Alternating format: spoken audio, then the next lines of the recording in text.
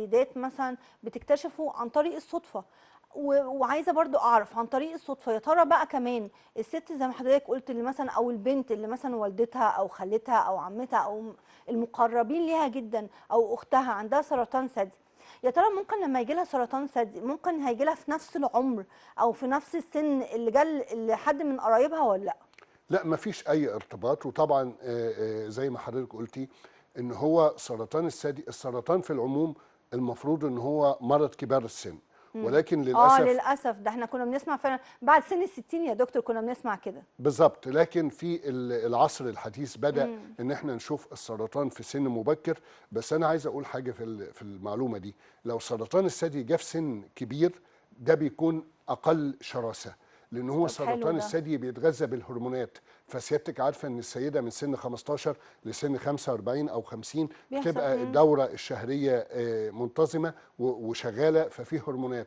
فعشان كده سرطان الثدي لما بيجي في سن مبكر للاسف بيكون اشد اشرس. شراسه. بالظبط. اشد شراسه. طبعا. طب كتير برضه يا دكتور، يعني دلوقتي احنا عارفين لو جه لبنت ولسه ما اتزوجتش، واحنا عارفين تاخر سن الزواج دلوقتي بقى يعني شيء شائع، لو حصل ده يبقى الست دي فعلا او البنت دي ممكن انها فعلا ما تقدرش تخلف او ليها تاثير فيما بعد بقى، يعني مثلا لو هي فعلا جالها في الثدي هيأثر على موضوع الخلفه ولا هيأثر على موضوع الرضاعه ولا لا؟ ده سؤال مهم جدا. طبعا احنا بنقول ان من ضمن الاسئله اللي بتهمنا جدا للسيده، الدوره الشهريه بدات عندك على سن كام؟ سن الزواج كان على سن كام؟ سن الانجاب على سن كام؟ يهمنا جدا يا فندم ان يكون سن الانجاب اول طفل قبل سن ال 31 سنه. لاحظنا لو السيده انجبت اول طفل قبل سن ال 30 معدل الاصابه بيكون اقل.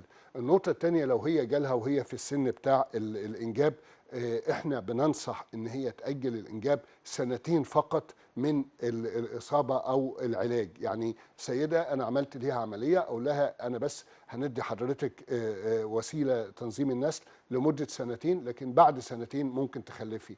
النقطه الثانيه، طبعا غالبا سرطان الثدي لما بيجي في ثدي واحد، نادر جدا لما بيجي في الثديين، فبالتالي ما فيش مشكله نهائي ان هي بعد مرور السنتين تحمل وممكن ترضع من الثدي الثاني. السليم. ولو كان الورم في الثدي ده، لان طبعا احنا مهم جدا زي ما هنتكلم في الجراحات التجميليه بالظبط. ان احنا بنقسم الثدي ل6 مناطق. يعني لو الورم مش جاي ورا الحلمه على طول، فبالتالي جاي في الجانب العلوي او السفلي او متطرف شويه في الثدي، فبالتالي احنا مش هنستأصل الغدد اللبنيه، فممكن ترضع من نفس الثدي، ما فيش مشكله نهائي.